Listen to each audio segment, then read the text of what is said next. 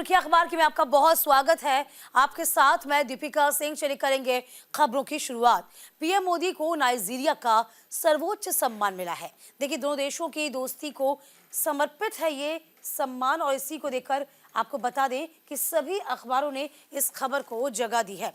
तो फिलहाल देखिए, बड़ी खबर भी आपको बता रहे हैं। नाइजीरिया ने पीएम मोदी को अपने देश का सर्वोच्च सम्मान दिया। राष्ट्रीय सम्मान the grand of commander of the order of the niger से नवाजा गया है। नाइजीरियाई राष्ट्रपति बोला अहमद टिनुबू ने पीएम मोदी को सम्मानित किया।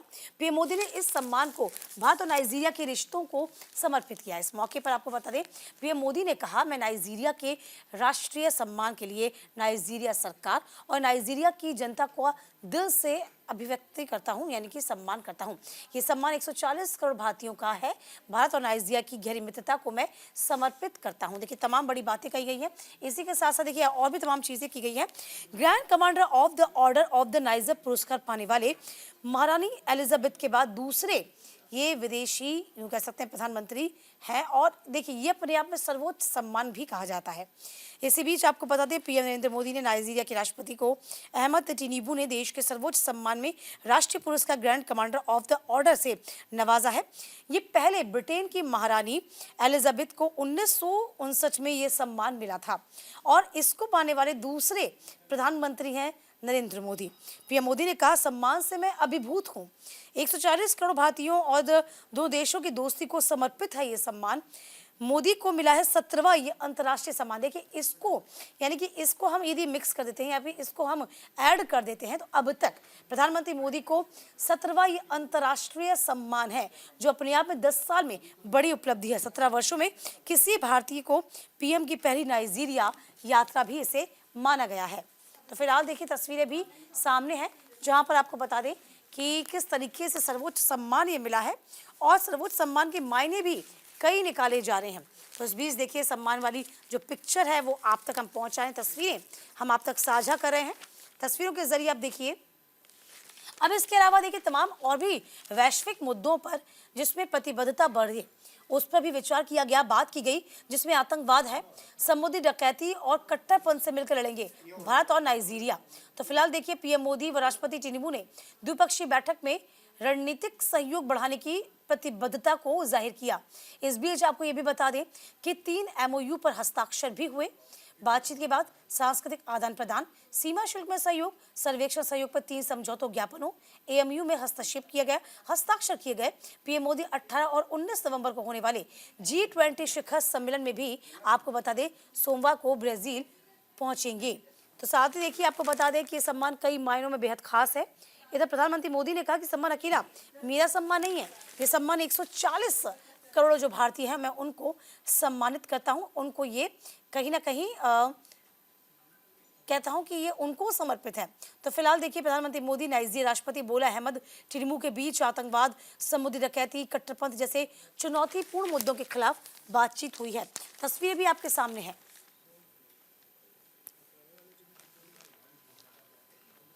तो कई मुद्दों पर विचार विमर्श किया गया, कई मुद्दों पर सहमति बनी है। और इसके अलावा देखिए, ये अपने आप में बहुत बड़ी बात है। 10 साल में 17वां ये अंतर्राष्ट्रीय पुरस्कार है जो प्रधानमंत्री मोदी को मिला है।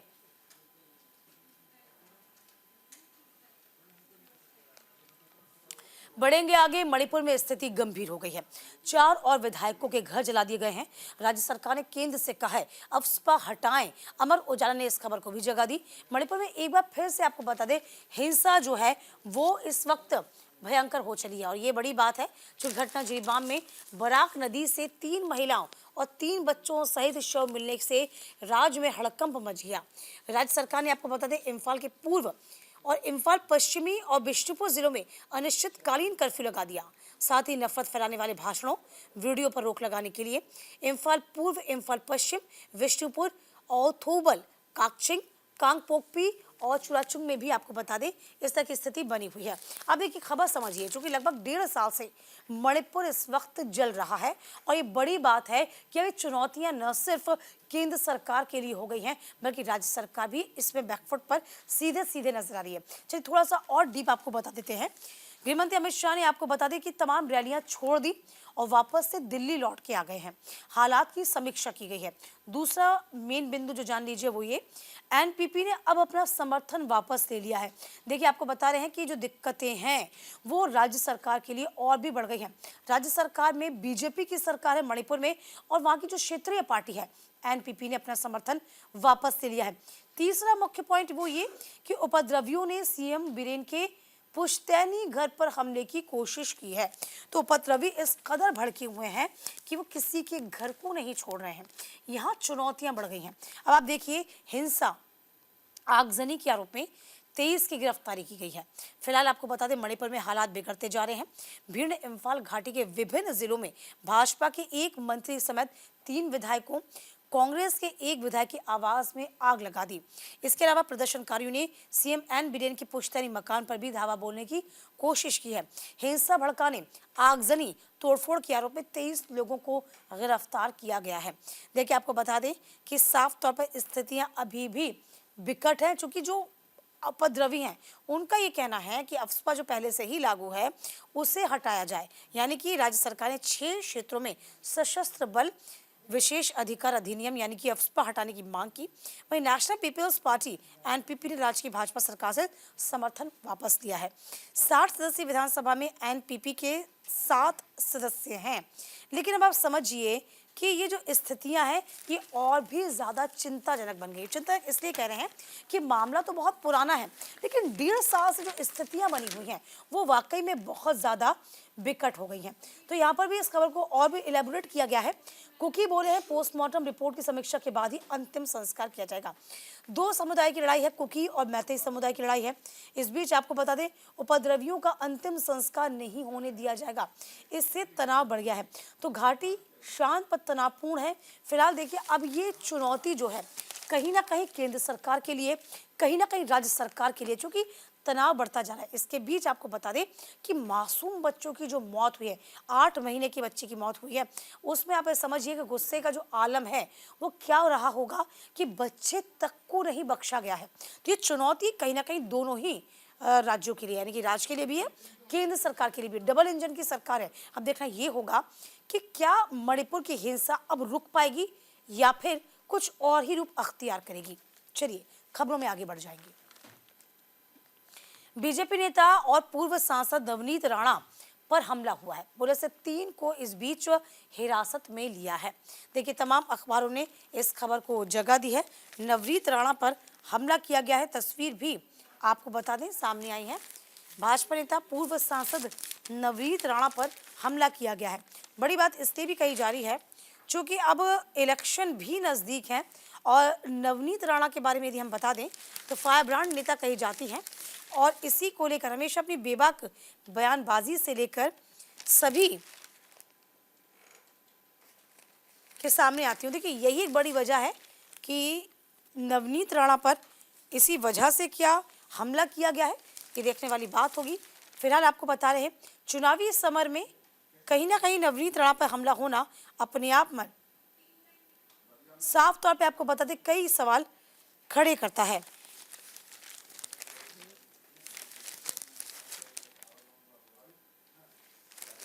तो फिलहाल बता दें महाराष्ट्र के अमरावती से पूर्व सांसद और बीजेपी के नेता है नवनीत राणा पर 16 नवंबर की रात तकरीबन 10 बजे हमला हुआ था। अमरावती की पूर्व सांसद नवनीत दरियापुर निर्वाचन क्षेत्र के खल्लर गांव में भाजपा उम्मीदवार रमेश बुलंदे के वोट मांगने के लिए पहुंची थी। भीड़ ने वहां पर कुर्सियां फेंकी, घूसे चले। तस्वीर जरा देखिए, अब तस्वीर भी हम आप तक पहुंचा रहे हैं और अल्लाहू अकबर के नारे भी लगाए गए हैं।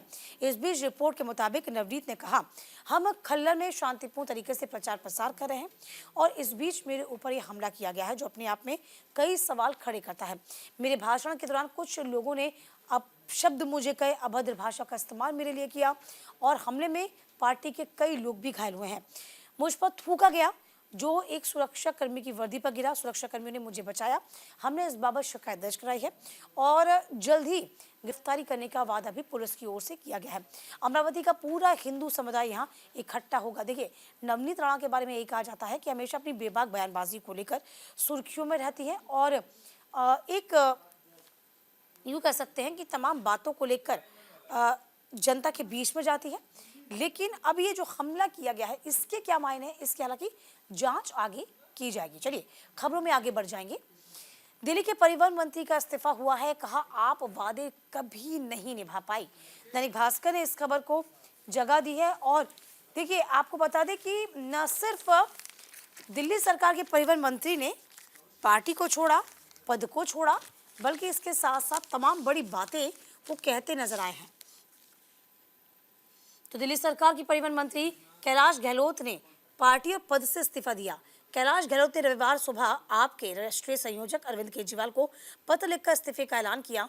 गहलोत ने केजरीवाल को लिखे लेटर में यमुना की सफाई के मुद्दे को लेकर आपकी जमकर आलोचना की है। देखिए सवाल अपने आप पे खड़े हो जाता है, पार्टी सभी छोड़ते हैं, जब चुनावी समर आता है तो दल बदल का सिलसिला हो या फिर पार्टी छोड़ने का सिलसिला है वो चल जाता है, लेकिन कद्दावर नेता है। जी हाँ, आप ये जान लीजिए कि उनके इस्तीफे के मायने कही हैं।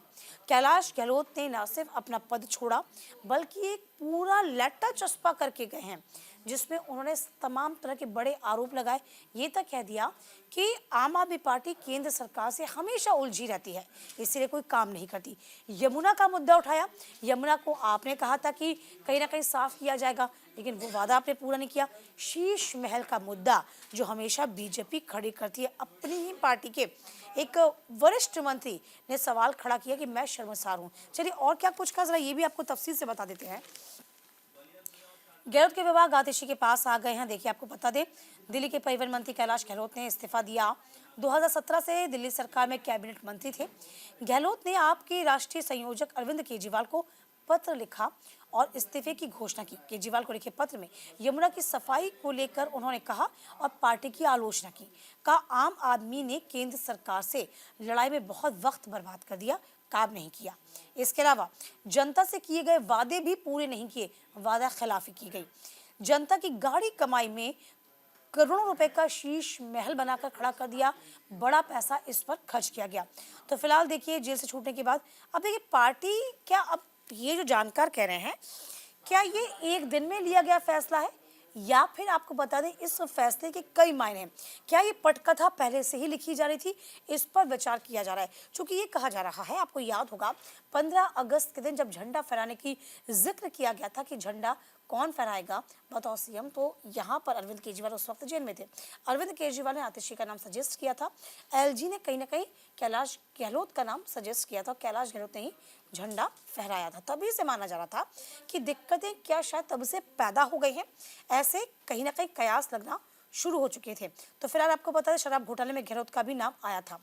यहाँ पर ईडी ने उनसे पूछताछ की थी। अच्छा, आम आदमी पार्टी ये कह रही है कि बीजेपी की कहीं ना कहीं साजिश है, क्योंकि चुनाव नजदीक है, 2 महीने का वक्त शेष रह गया है और 2 महीने के वक्त के बाद आप देखिए नए साल में चुनाव होने हैं। वापस से बीजेपी जो है वो ऑपरेशन लोटस चलाने की कवायद में है।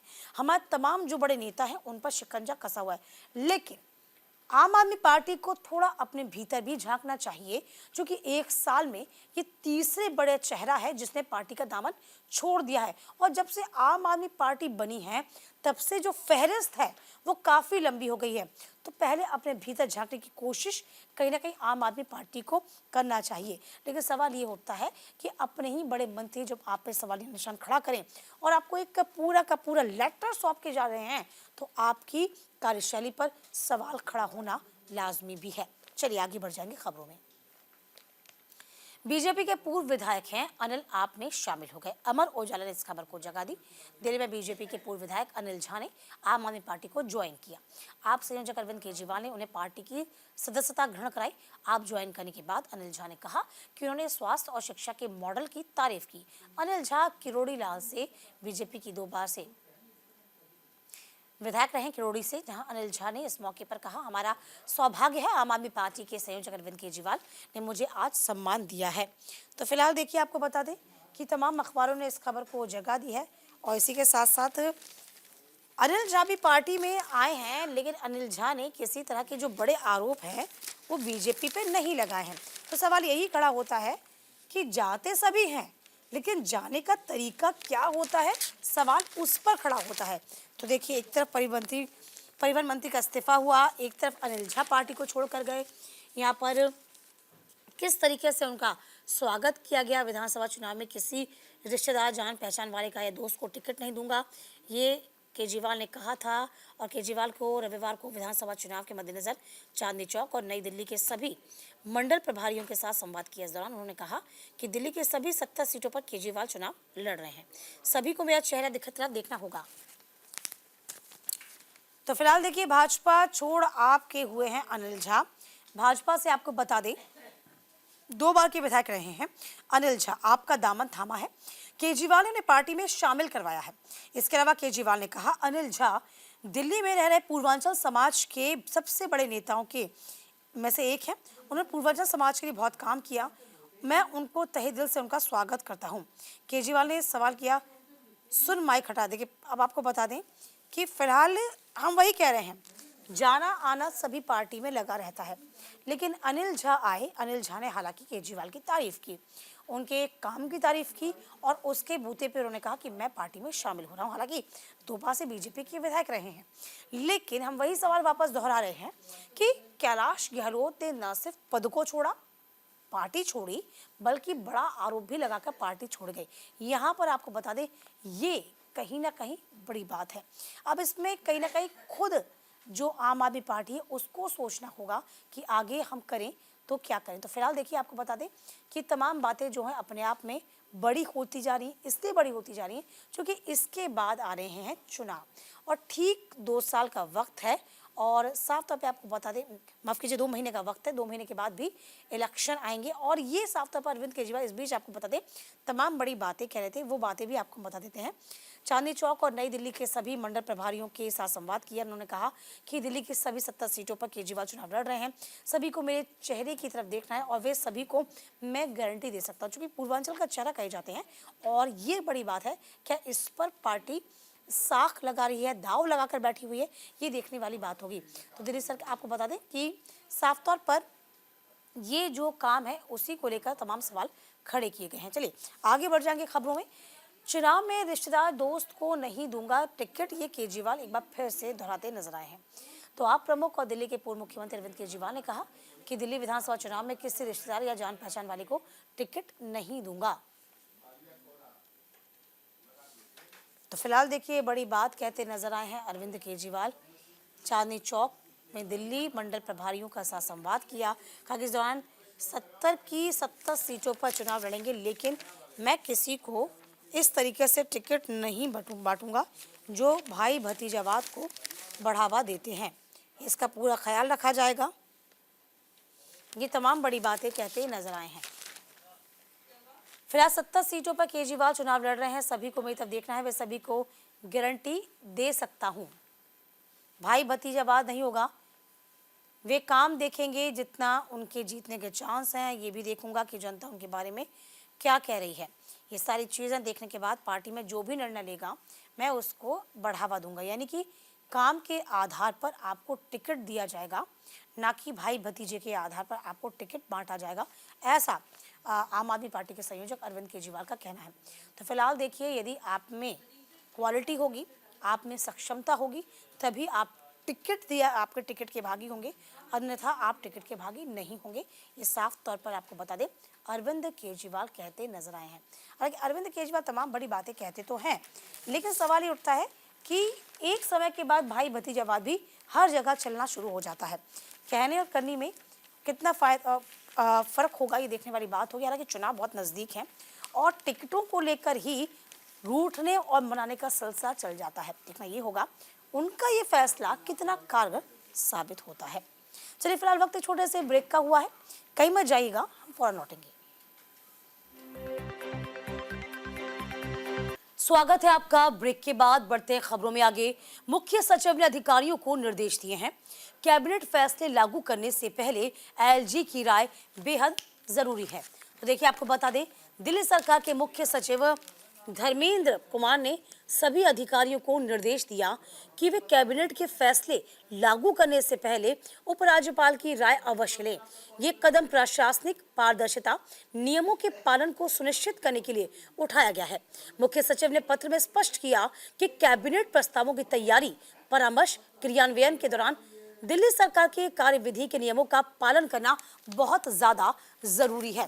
देखिए तमाम बड़ी बातें और क्या कही गई है, इस पर थोड़ा सा हम फोकस करते हैं। मुख्य सचिव ने अधिकारियों को निर्देश दिया, वित्तीय खर्च और समय सीमा के तौर तरीकों को भी बताना होगा। तो मुख्य सचिव धर्मेंद्र कुमार ने पत्र में लिखा कि खास तौर से कैबिनेट में नोट तैयार करते वक्त आदेश को लागू करने, वित्तीय समय आदेश लागू करने, वित्तीय खर्च समय सीमा के तौर तरीकों को स्पष्ट रूप से बताया जाना चाहिए। बता दें कि बीते दिनों डीटीसी बसों से हटाए गए मार्शल्स को दोबारा बहाली को लेकर दिल्ली सरकार की कैबिनेट की बैठकें हुई थी और सरकार की कैबिनेट की बैठक में ये दो बैठकों में कई मायनों में महत्वपूर्ण मानी गई। विधानसभा में नेता विपक्ष ने विजेंद्र कुमार ने भी सरकार के द्वारा लाए गए कैबिनेट के प्रस्ताव पर सवाल खड़े करे थे। नियम के अनुसार सरकार इस प्रस्ताव को लेकर नहीं आई। तो फिलहाल देखिए, अधिकारियों को कैबिनेट के फैसले लागू करने से पहले एलजी वीके सक्सेना की राय लेना बहुत जरूरी होगा, ये अब आप समझ लीजिए। हालांकि दिल्ली सरकार इसको एक और नई मुसीबत जरूर बताएगी। आपको बता दें, धर्मेंद्र कुमार ने कहा, जो मुख्य सचिव हैं, दिल्ली सरकार के सभी विभागों के प्रमुख पत्रों पर लिखकर निर्देश दिया कि वे दिल्ली कैबिनेट के फैसले लागू करने से पहले एलजी की राय अवश्य लें। मुख्य सचिव ने अधिकारियों को पत्र में यह भी लिखा कि कैबिनेट की बैठक के लिए यह प्रस्ताव तैयार किया जाएगा और उसके पहले चर्चा और निर्णय के बाद उसे लागू किया जाएगा। तो फिलहाल देखिए, अब इस पूरे मसले को किस तरीके से लिया जाएगा ये देखने वाली बात होगी, क्योंकि हमेशा से देखा गया ना, चाहे दिल्ली सरकार हो या फिर एलजी हो, दोनों की आपस में नहीं बनती है। अब इस तमाम चीजों को कैसे लिया जाएगा ये देखने वाली बात होगी। बहरहाल खबरों में आगे बढ़ेंगे। 3 जगहों पर आग लगी है, कोई हताहत नहीं हुआ। फूड वैन, जूतों की फैक्ट्री में आग लगी और घर में भी आग लगी है। देखिए, जगह जगह आग की खबरें सामने आई हैं। तो दिल्ली के चीकरी कला स्थित घेवरा इलाके में जूते की फैक्ट्री में देर रात आग लगी। कुछ ही देर में इस आग ने भीषण रूप अख्तियार किया। फैक्ट्री में तेज फैलती आग पे कंट्रोल करने के लिए मौके पर एक एक करके दमकल की तमाम गाड़ियों को बुलाया गया। ये संख्या बढ़कर 30 हो गई। देर रात तकरीबन 2:30 बजे के आसपास आग लगी। आग पर कंट्रोल करने के 150 से 100 से ज्यादा फायर कर्मचारी मौके पर पहुंचे। इसके साथ ही आधा दर्जन फायर ऑफिसर्स भी आग पर काबू पाने के लिए पहुंचे। इस बीच आपको बता दें, दिल्ली के अलग अलग जगहों पर आग की खबरें सामने आई हैं, लेकिन गनीमत ये रही कि इसमें किसी तरह की कोई भी जो लोग हैं इसमें हताहत नहीं हुए। देखिए, आपको दैनिक भास्कर ने इस खबर को जगह दी है, आप तक ये खबर हम पहुंचा रहे हैं। देखिए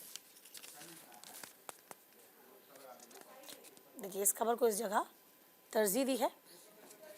फूड वैन में, जूते की फैक्ट्री में और घर में आग लगी है, ठीक है। और इस बीच आपको बता दें, कई दमकल की गाड़ियां मानो दिल्ली में दौड़ पड़ी हों। तो फिलहाल आपको बता दें, रविवार को एक ही दिन में 3 अलग अलग जगहों पर आग लगी और राहत की बात तो ये रही कि किसी भी घटना में कोई घायल नहीं हुआ है। आपको बता दें, डीयू मेट्रो स्टेशन के बाहर फूड वैन में रविवार सुबह आग लगी थी। दिल्ली के अग्निशमन सेवा डीएफएस के अधिकारी ने बताया कि सुबह लगभग 11 बजे सूचना मिली कि विश्वविद्यालय के मेट्रो स्टेशन के गेट नंबर 4 के बाहर फूड वैन में आग लगी। दमकल की 2 गाड़ियों ने मौके पर भेजा गया। दोपहर 12 बजे तक आग पर काबू पाया गया। दिल्ली पुलिस का कहना है कि ऐसा प्रतीत होता है कि खाना पकाने के लिए इस्तेमाल होने वाले बिजली के उपकरणों में आग लग गई थी। इधर आपको बता दें कि उत्तर पश्चिमी के घेवरा इलाके में जूते की फैक्ट्री में आग लगी। दमकल अधिकारी ने बताया कि शनिवार रविवार की दरमियानी रात लगभग 2:30 बजे घेवरा स्थित जूते की फैक्ट्री में आग लगी। इधर नांगिया पार्क की बात की जाए तो रविवार दोपहर यहां पर भी आग लगी थी, लेकिन गनीमत ये रही कि यहां पर भी किसी के हताहत होने की खबर नहीं मिली। यह अपने आप में अच्छी बात है। चलिए खबरों के सिलसिले को आगे बढ़ा देंगे, बात करते हैं वायु प्रदूषण की। देखिए, गैस चैम्बर बन चुकी है दिल्ली। इस बीच ये कहा जा रहा है कि ग्रेड 4 भी लागू किया जाएगा। 10वीं और 12वीं के स्कूल बंद होंगे। दैनिक भास्कर ने इस खबर को जगह दी है।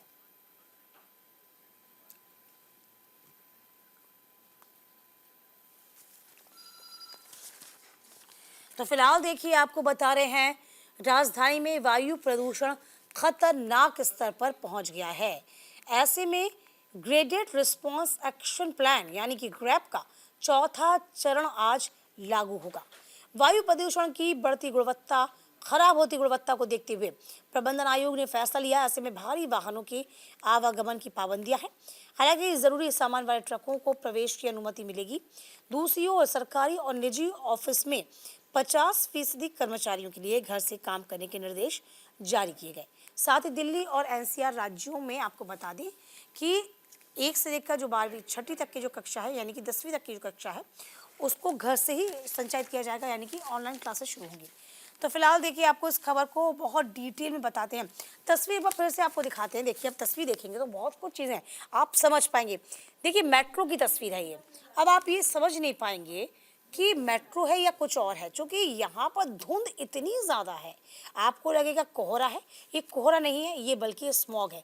और हालांकि ठंड जो है वो थोड़ी थोड़ी महसूस ज़रूर की जा रही है, लेकिन उस फॉग के साथ स्मॉग ज़्यादा है, ऐसा जो जानकार है वो कह रहे हैं। तो आपको बता दें, देश का दूसरा सबसे प्रदूषित शहर है। घने कोहरे का अलर्ट भी अब जारी कर दिया गया है। तो फिलहाल समझिए, सुप्रीम कोर्ट ने सोमवार को राष्ट्रीय राजधानी में वायु प्रदूषण से निपटने के उपायों को लागू करने के संबंध में याचिका पर अहम सुनवाई भी होगी। 14 नवंबर को जस्टिस अभय एस ओका और ऑगस्टीन जॉर्ज मसीह की पीठ के सामने न्यायमित्र अपराजिता सिंह ने चिंता जाहिर की है। कहा कि बिगड़ती वायु गुणवत्ता से दिल्ली दुनिया का सबसे प्रदूषित शहर बनते जा रही है। हालांकि सुप्रीम कोर्ट हमेशा कहता आया है कि हम दिल्ली को सबसे प्रदूषित शहर नहीं बनने देंगे दुनिया का, लेकिन करें तो क्या करें। अब ये भी कहा जा रहा है कि ग्रेफ 4 लागू किया जा सकता है। आपको बता दें कि अदालत को सूचित किया गया था कि वायु गुणवत्ता प्रबंधन आयोग यानी कि CSQM को स्थिति से निपटने के लिए कदम उठाए जा रहे हैं। प्रदूषण की रोकथाम को शीर्ष अदालत ने कार्रवाई के लिए कहा, मगर जिम्मेवारों ने उचित कदम ही नहीं उठाए। इसके अलावा आपको बता दें कि कोर्ट ने दिल्ली सरकार को 2 हफ्ते के भीतर तय करने का निर्देश दिया था कि पटाखा बैन था, उसके बावजूद पूरे साल के लिए इसे क्यों नहीं आपने काम किया। एक दिन में पटाखे नहीं बनते, एक दिन में पटाखे बिकते नहीं हैं। ये खुद सुप्रीम कोर्ट पहले भी कह चुका है कि यदि ऐसा है तो आपको साल भर सक्रिय होना होगा, क्योंकि पटाखे बनाने का काम तो साल भर से शुरू होता है और ऐन दिवाली के दिन पटाखे नहीं बिकते हैं, बल्कि पटाखे बिकने की जो प्रक्रिया है बहुत पहले शुरू हो जाती है, बनने की जो प्रक्रिया है बहुत पहले शुरू होती है। तब तक सरकार क्या सो रही होती है। ये सुप्रीम कोर्ट ने बहुत बड़ी टिप्पणी की थी। इसके अलावा आपको बता दें कि प्रदूषण मुक्त वातावरण में नागरिकों के मौलिक अधिकार पर जोर भी दिया गया। फिलहाल जहां दिल्ली की वायु गुणवत्ता रविवार को और खराब हो गई है, AQI 441 पहुंच गया है, वहीं IMD ने दिल्ली में सोमवार को घने कोहरे की आशंका के चलते ऑरेंज अलर्ट जारी कर दिया है। इसके तहत राजधानी ने ठंड ने दस्तक दे दी। सुबह और शाम के समय ठंड का एहसास अब होने लगा है। धुंध का असर भी अब साफ हो रहा है। आपको बता दें, CPCB के आंकड़े में राजधानी देश का दूसरा सबसे ज्यादा प्रदूषित शहर बन गया है। तो फिलहाल देखिए, हर चीज को लेकर अब आपको बता दें, ग्रेफ 4 है उसे लागू किया जाएगा और ऑड इवन की योजना भी लागू सरकार कर सकते हैं इन कंडीशंस में। दिल्ली के बाहर से आने वाले सभी ट्रकों को प्रवेश पर पाबंदी रहेगी। ग्रेफ 4 के अंतर्गत ये तमाम पाबंदियां होंगी। हालांकि जरूरी सामान लाने वाले CNG और इलेक्ट्रिक ट्रकों पर पाबंदी को छूट दी जाएगी। दूसरा, दिल्ली में पंजीकृत मध्यम व भारी डीजल संचालित जो माल वाहक है उस पर प्रतिबंध जरूरी होगा। NCT दिल्ली NCR के डीजल चलित 4 पहिया वाहनों पर रोक लगेगी। हालांकि आपातकालीन वाहनों को छूट दी गई है। इस श्रेणी में BS6 वाहन चल सकते हैं। NCR में उद्योग पर पाबंदी होगी, ये समझ लीजिए। PNG ईंधन की सुविधा नहीं है, सरकार द्वारा अधिकृत सूची से बाहर ईंधन का उपयोग किया जा रहा है तो रोक जरूर लगेगी। NCR सरकारें, सार्वजनिक निगम, निजी दफ्तरों में 50% क्षमता कर दी गई है, यानी कि 50% क्षमता की गई है और 50% ही एम्प्लॉयज जो हैं वो काम करेंगे। बात हम स्कूल की करते हैं। स्कूल में देखिए, पहले से लेकर KG से लेकर आपको बता दें कि साफ तौर पर 10वीं तक के जो क्लासेस है ऑनलाइन रहेगी। सिर्फ 11 और 12 की परीक्षा ही, यानी कि स्कूल जो है चूंकि उनकी परीक्षा सबसे खास मानी जाती है, इसीलिए सिर्फ उन्हीं का स्कूल खुला रहेगा। देखिए, ये जो तमाम चीज़ें हैं ये अब सुप्रीम कोर्ट भी सोचने पर मजबूर हो गया है, करें तो क्या करें, क्योंकि कोई उपाय अब नजर नहीं आ रहा है। चलिए खबरों में आगे बढ़ जाएंगे। अब हाइपरसोनिक मिसाइल का सफल परीक्षण हुआ है। चुनिंदा देशों में समूह में शामिल हुआ भारत। अमर उजाला ने इस खबर को जगह दी।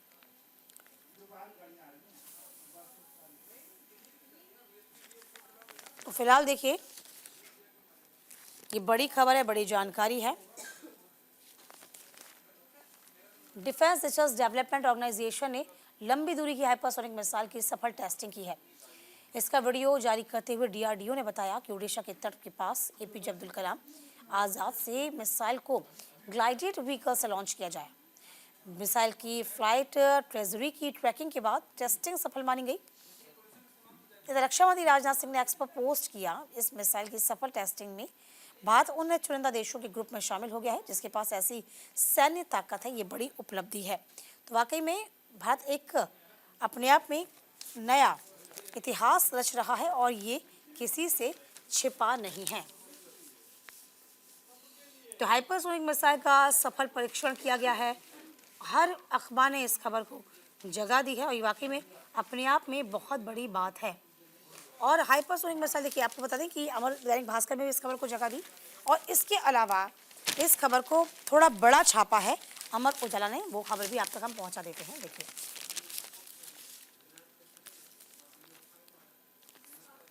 इस खबर को अमर उजाला ने काफी बड़ी जगह तरजीह दी है। देखिए हाइपरसोनिक मिसाइल का सफल परीक्षण है, चुनिंदा देशों के समूह में शामिल हो गया है भारत, जो कि अपने आप में बहुत अच्छी बात है, जो गौरवान्वित करती है आपको और हमको भी। ओडिशा की तट से इसकी लॉन्चिंग हुई है। परीक्षण शनिवार देर रात डीआरडीओ के वैज्ञानिकों ने सशस्त्र बलों के अधिकारियों की उपस्थिति में ओडिशा तट के पास एपीजे अब्दुल कलाम द्वीप से किया है। ऐतिहासिक उपलब्धि इसे राजनाथ सिंह ने बताया।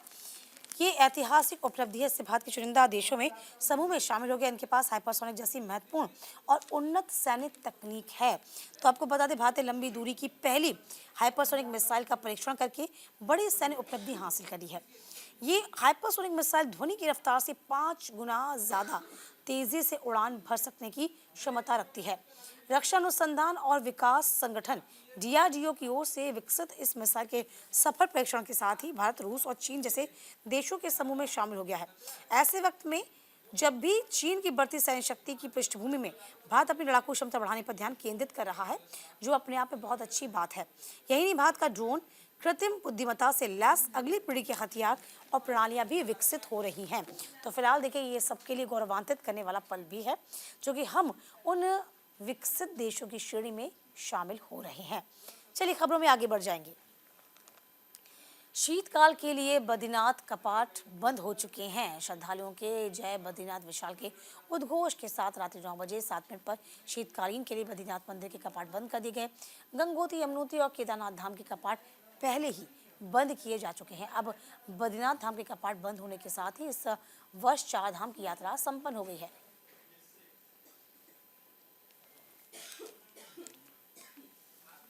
तो फिलहाल आपको बता दें, 10,000 श्रद्धालु दर्शन किए, बद्रीनाथ के दर्शन किए। कपाट बंद होने के बाद बद्रीनाथ धाम जय बद्री विशाल के उद्घोष से गूंजा। बद्रीनाथ मंदिर में 15 क्विंटल फूलों से इसको सुसज्जित किया गया। बद्रीनाथ मंदिर श्रद्धालु के दर्शनार्थ के लिए खोला गया और पूर्व की भांति सुबह 4:30 बजे से बद्रीनाथ की अभिषेक पूजा शुरू हुई। बद्रीनाथ का तुलसी और हिमालय फूलों से विशेष श्रृंगार हुआ। इसके बाद 6:45 में बद्रीनाथ की सायंकाल पूजा शुरू हुई। देर शाम रात 7:45 पर रावल मुख्य पुजारी अमरनाथ नंबूदिरी ने स्त्री वेश धारण कर लक्ष्मी माता को बद्रीनाथ मंदिर में प्रवेश कराया।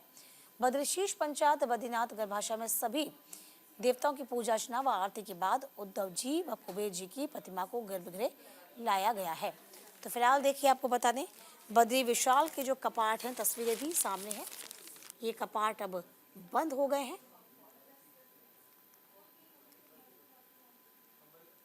और किस तरीके से तमाम फूलों से उनके कपाट को सजाया गया है। देखिए,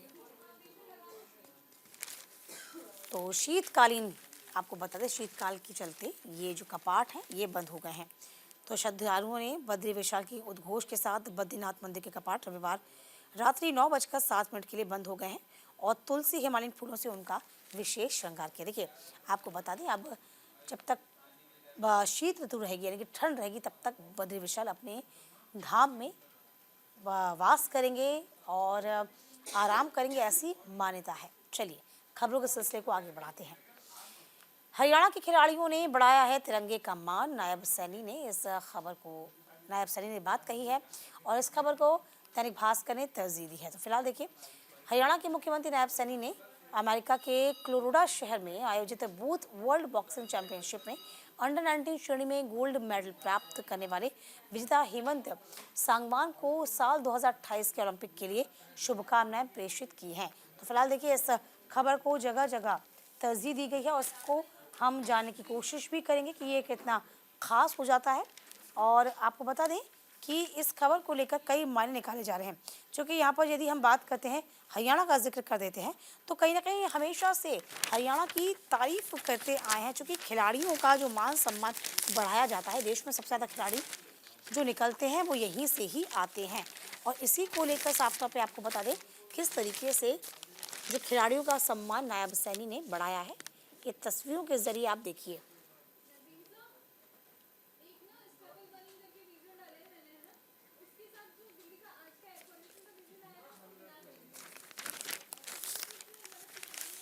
तो फिलहाल देखिए, आपको बता दें सीएम ने यूथ वर्ल्ड बॉक्सिंग चैंपियनशिप विजेता हेमंत को शुभकामनाएं प्रेषित की।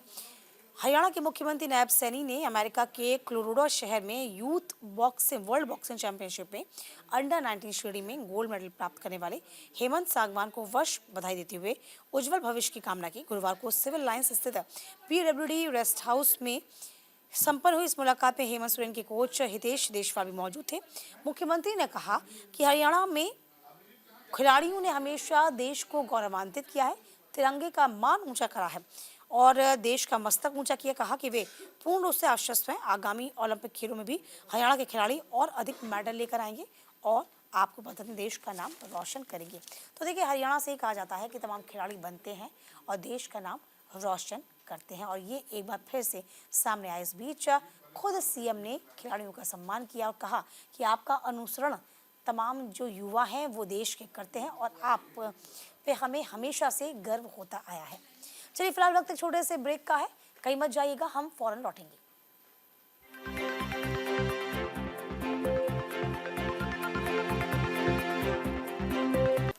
चलिए, खबरों में आगे बढ़ जाएंगे। महाराष्ट्र में योगी बोले हैं कांग्रेस के अंदर अंग्रेजों का डीएनए है। 3 जनसभाओं में पाकिस्तान को ललकारा है। अमर उजाला ने इस खबर को जगह दी।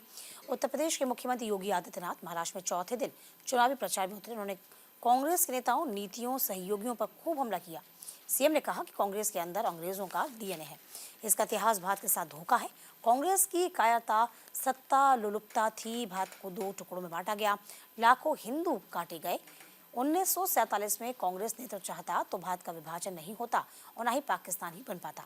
पाकिस्तान के लिए दंगा करने वाले मुसलमानों से वैसे ही निपटा जा सकता था जैसे कि आज निपटते हैं। तो फिलहाल देखिए, आपको बता दें किस तरीके से इस खबर को जगह जगह तरजीह दी है। और देखिए, इस चुनाव में, विधानसभा चुनाव में किस तरीके से जो बयानबाजी है वो तूल पकड़ती जा रही है। इससे पहले आपको याद होगा, बटोगे तो कटोगे का नारा योगी आदित्यनाथ ने दिया था और ये नारा किस तरीके से जो विपक्षी हैं, जो और पार्टियां, उनके लिए गले की फांस बन गया, काट निकाल पाना मुश्किल हो गया। उस बीच हम तस्वीर भी आप तक पहुंचा रहे हैं। कांग्रेस के अंदर अंग्रेजों का ही डीएनए है, योगी कह रहे हैं। महाराष्ट्र में योगी 3 जनसभाएं की हैं, पाकिस्तान को भी वहीं से ललकार भी दिया है। तो फिलहाल देखिए, योगी ने कहा है कि महाराष्ट्र के चौथे दिन चुनावी हमले के दौरान कांग्रेस पर जमकर हमला बोला। कहा कि अंग्रेजों का डीएनए है कांग्रेसों के अंदर, कांग्रेसियों में। इनका इतिहास देश को धोखा देने का है। देखिए, ये बड़ी बात है, बड़ा आरोप भी लगा रहे हैं। कांग्रेस की कायरता, सत्ता लुलुपता देश को 2 टुकड़ों में बांट गया है, लाखों हिंदू काटे गए। 1947 में कांग्रेस नेता चाहता तो विभाजन नहीं होता, लेकिन कांग्रेस ने ऐसा नहीं चाहा। पाकिस्तान के लिए दंगा करने वालों से वैसे निपटा जा सकता था जैसे कि आज निपटते हैं। सीएम योगी ने कहा कि महाराष्ट्र के कोल्हापुर, सतारा, पुणे जिले में जनसभाओं को संबोधित किया। कहा कि पाकिस्तान कटोरा लेकर घूम रहा है। भारत की ताकत बढ़ने पर पहले पाक अधिकृत कश्मीर पीओके आएगा, फिर बलूचिस्तान, पाकिस्तान के अन्य भाग भी भारत का हिस्सा ही बन जाएंगे। तो फिलहाल देखिए, उद्धव ठाकरे भटक गए हैं, ये भी सीएम योगी आदित्यनाथ ने कहा। योगी ने कहा कि बाला साहब ठाकरे के मूल्यों की राजनीति किया करती थी, लेकिन कांग्रेस के साथ गठबंधन नहीं करते, लेकिन उद्धव ठाकरे उनके मूल्यों और आदर्शों से ही भटक गए हैं। छत्रपति शिवाजी जिनके आदर्श रहे हों, वह बांटने की नहीं बल्कि एकता की बात करके भारत के लिए एक काम करते हैं। तो फिलहाल देखिए, पूरा चुनाव महाराष्ट्र का वो इस वक्त बहुत ज़्यादा इंटरेस्टिंग बन गया है, क्योंकि यहाँ पर ना सिर्फ बड़ी बड़ी बयानबाजी हो रही है, बल्कि यहाँ पर एक दूसरे की पूरी टांग खिंचाई भी की जा रही है। जैसे लोकसभा चुनाव जब सामने आया था तब भी बयानबाजी शुरू हो गई थी, ठीक ऐसे ही महाराष्ट्र में बयानबाजी का सिलसिला शुरू हो चुका है। फिलहाल देखना ये होगा कि इस बयानबाजी से क्या कोई बीच का रास्ता या फिर सत्ता मिल पाएगी या फिर नहीं, ये देखने वाली बात होगी। चलिए, खबरों के सिलसिले को आगे बढ़ाते हैं। बड़ी योजनाओं के गुजरात जाने से महाराष्ट्र की नौकरियां खत्म हो गई हैं। प्रियंका गांधी ने इस खबर को इस बात को कहा है और इस खबर को तरजीह दी गई है। कांग्रेस महासचिव प्रियंका गांधी ने सत्ता और बीजेपी की नीतियों की आलोचना की, दावा किया कुछ बड़ी परियोजनाओं के गुजरात के स्थानांतरित होने के कारण महाराष्ट्र में नौकरियां ही खत्म कर दी गई है। महाराष्ट्र के गढ़चिरौली में एक रैली को संबोधित किया गया। प्रियंका ने आरोप लगाया कि सत्ता और महायुति गठबंधन के नेता वास्तविक मुद्दों से ध्यान भटकाने और समाज का ध्रुवीकरण करने का प्रयास कर रहे हैं। राज्य की महायुति सरकार की योजना है उसे साधते हुए महिलाओं को बेहतर जीवन के लिए वोट देना चाहिए, ना कि इसके बदले उन्हें प्रति माह 1500 रुपए मिल रहे हैं। कांग्रेस ने यह कहा कि अगर विपक्षी गठबंधन महाविकास अघाड़ी एमवी सत्ता में आती है तो सोयाबीन की फसल के लिए किसानों को 7000 रुपए प्रति क्विंटल एमएसपी न्यूनतम समर्थन मूल्य दिया जाएगा। तो देखिए, वादों की और दावों की जो झड़ी है वो तमाम पार्टियां इस वक्त लगा रही हैं और इसी बीच प्रियंका गांधी भी पीछे हटने वाली नहीं है। तो फिलहाल देखिए, प्रियंका गांधी तमाम बड़ी बातें कहती नजर आ रही हैं, क्योंकि महाराष्ट्र का चुनाव हर एंगल से बहुत एक्साइटिंग बना हुआ है और इसी को लेकर जो बयानबाजी का दौर है वह इस वक्त तूल पकड़ता जा रहा है। अब देखना ये होगा, चाहे वो तमाम दिग्गज मैदान में हों, चाहे वो बीजेपी के हों, चाहे वो कांग्रेस के हों, सभी दिग्गज अपनी बड़ी बड़ी बातें कह रहे हैं, जनता को लुभाने की कोशिश कर रहे हैं। लेकिन सवाल ये उठता है कि आखिरकार जनता में, या तो देखिए फ्री बिज की बात की जा रही, चाहे वो फ्री बिज की बात बीजेपी कर रही हो या फिर फ्री बिज की बात कांग्रेस कर रही हो, सभी यहाँ पर अपनी अपनी बातें ज़रूर गिना रहे हैं। जाहिर सी बात है, बीजेपी को थोड़ी मेहनत ज़्यादा करनी होगी, क्योंकि लोकसभा चुनाव में जो रिजल्ट समझना चाहिए था, जो रिजल्ट आना चाहिए था, उस हिसाब से परिणाम नहीं आया था, तो चिंता की बात है। लेकिन यहाँ पर दिक्कतें सभी के लिए हैं, तो दिक्कतें कांग्रेस के लिए भी हैं, दिक्कतें कहीं ना कहीं बीजेपी के लिए भी हैं। तो फिर आज सभी अपनी अपनी बातें कहते नजर आ रहे हैं। तो फिलहाल आपको बता दें, बड़ी परियोजनाओं के गुजरात जाने से महाराष्ट्र में नौकरियां खत्म हो गई हैं, ये तमाम बड़ी बातें कहती प्रियंका गांधी नजर आई हैं। चलिए खबरों में आगे बढ़ जाएंगे। यूक्रेनी पावर रूस पर बड़ी स्ट्राइक है, 30 लाख लोग अंधेरे में हैं। दैनिक भास्कर ने इस खबर को जगह दी। रूस ने यूक्रेन पर बड़ा हमला बोला है।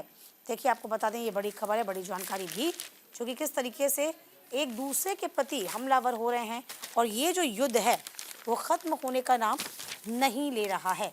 और इसी को लेकर न सिर्फ आसपास के राष्ट्रों में बल्कि पूरे के पूरे जो देश हैं, जो संसार है, उस पर साफ तौर पर चिंता के बादल मंडरा रहे हैं। ये बड़ी खबर है और इसी को लेकर कहा जा रहा है कि ड्रोन और मिसाइलों से हमला किया जा रहा है, लेकिन ये कब तक चलता रहेगा ये देखने वाली बात है। हालांकि जल्द से जल्द झगड़े खत्म हो, जल्द से जल्द लड़ाई खत्म हो, और इसी को लेकर कहा गया है कि कहीं ना कहीं ये अब वक्त आ गया है कि युद्ध खत्म होना चाहिए। फिलहाल देखिए, इस खबर को जगह दी गई है। रूस और यूक्रेन का युद्ध लगातार, आपको बता दें, अलग अलग मोड़, अलग अलग शेप लेता हुआ हमें नजर आ रहा है। दैनिक भास्कर ने इस खबर को छापा है। ड्रोन और मिसाइलों से संयुक्त रूप से 3 महीनों में ये सबसे शक्तिशाली हमला था। निजी ऊर्जा कंपनी डीटीई के द्वारा संचालित एक थर्मल पावर प्लांट गंभीर रूप से क्षतिग्रस्त हुआ, साथ ही 7 लोगों की मौत हुई। यह हमला कड़ाके की ठंड से पहले यूक्रेन की बिजली उत्पादन क्षमता को बढ़ावा करने के लिए लिया गया। यूक्रेन राष्ट्रपति व्लादिमीर जेलेंस्की ने कहा कि रूस ने पूरे यूक्रेन में बड़े पैमाने पर यह हमला करते हुए 120 मिसाइलें, 90 ड्रोन लॉन्च किए। देखिए, आपको बता रहे हैं, ये अपने आप में बड़ी खबर है, क्योंकि स्थितियां बद से बदतर हो गई हैं, ना सिर्फ यूक्रेन की बल्कि रूस की भी। तो फिलहाल आपको बता दें, यूक्रेन युद्ध खत्म कराने के ट्रंप का प्लान का इंतजार कर रहा है, ऐसा माना जा रहा है।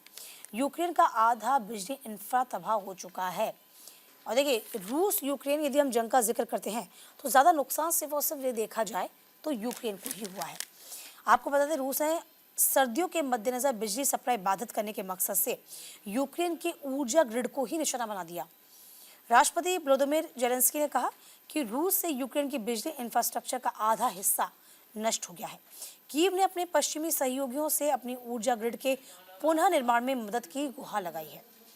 यूक्रेन में कठोर सर्दी तेजी से आ रही है और देश पहले से ऊर्जा की बड़ी कमी से जूझ रहा है। दहशत के मारे सैकड़ों यूक्रेन वासियों ने मेट्रो स्टेशन में शरण बना ली है, बंकर बना लिए हैं।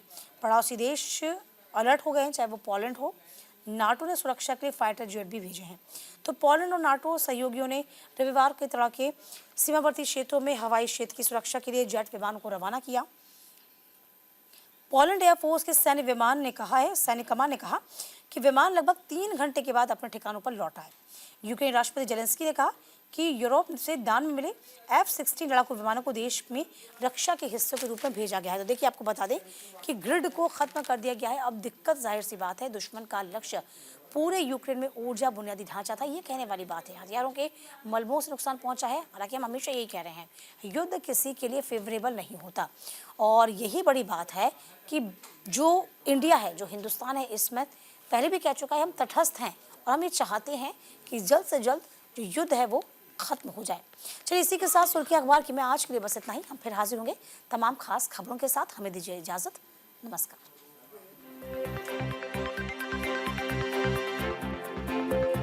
लाडकी बहीण माझी